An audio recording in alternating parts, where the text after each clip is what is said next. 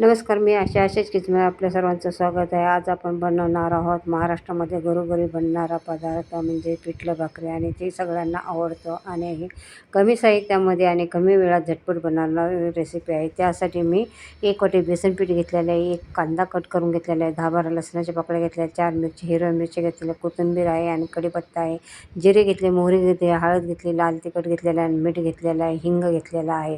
आता आपल्याला पहिलं काय करायचं आहे, पहिलं आपल्याला मिरची, लसूण, जिरं, अर्धा चमचा जिरं आणि हे सगळं आपल्याला याचा ठेचा भरून घ्यायचा आहे. आणि थोडं लसूण मी बाजूला ठेवलं आहे, ते मी ठेचून घेतलेलं आहे. आता आपल्याला पिठलं बनवायचं म्हटलं की पिठल्यासाठी तेल थोडं जास्तच लागतं, तेव्हा पिठलं चवदार आणि टेस्टी लागतं. त्यासाठी मी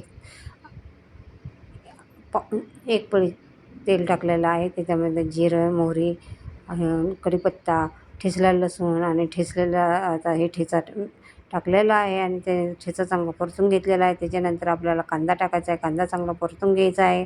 कांदा चांगला परतल्यानंतर आपल्याला त्याच्यामध्ये तोपर्यंत मी एकीकडे गरम पाणी करायला घातलेलं आहे आणि त्याच्यात तोपर्यंत इकडं लसूण, कोथिंबीर टाकलेली आहे. कारण पिठलं करताना कधीही आपण गरम पाणी करून टाकलं त्या पिठल्याला टेस्ट चव येते. हळद टाकलेलं आहे. आता जेवढं तुम्हाला पिठलं करायचं आहे तेवढं पाणी तुम्ही याच्यामध्ये टाकू शकता आणि चवीनुसार मीठ घालायचं आहे आणि पाण्याला उकळी येऊन द्यायची आहे. हिंग घातलेला आहे. पाण्याला उकळी आल्यानंतर त्यात थोडं लाल तिखट घालायचं आहे आणि आता तुम्हाला हळू म्हणजे ते पिठल्यामध्ये म्हणजे पाण्यामध्ये बेसन हळूहळू म्हणजे हे वैरायचं आहे आणि घालायचं आहे आणि त्यांना चांगला त्याच्या ढेकळा फोडून घ्यायच्या आहेत. आता माझ्याकडे मिक्सर आहे, त्याच्यामुळे चांगले ढेकळा लवकर फोडतात त्याने. आणि अशा प्रकारे आता त्याच्यानंतर आपल्याला हे केल्यानंतर थोडंसं गॅस कमी करून तुम्हाला 10 मिनटं झाकून ठेवायचं आहे. त्याच्यावरती राहिलेलं कोथिंबीर घालून चांगलं परतून घ्यायचं आहे आणि परत तुम्हाला 2-3 मिनटं असं झाकून ठेवून पिठलं अशा प्रकारे आपलं पिठलं तयार झालेलं आहे. डिटेल रेसिपीसाठी माझ्या फोटोच्या खाली त्रिकोणी बटन आहे, तिथं जाऊन क्लिक करा. अशा प्रकारे आपलं आता आपल्याला भाकरी करायची आहे. भाकरीसाठी मी त्यातलंच गरम थोडं पाणी घेतलेलं आहे. कारण हे भाकरीचं पीठ जरी जास्त दिवस झालं तर गरम पाणी केल्यानंतर भाकरी चांगली वळणी येते आणि म्हणजे असे चिरटत नाही आहे करताना.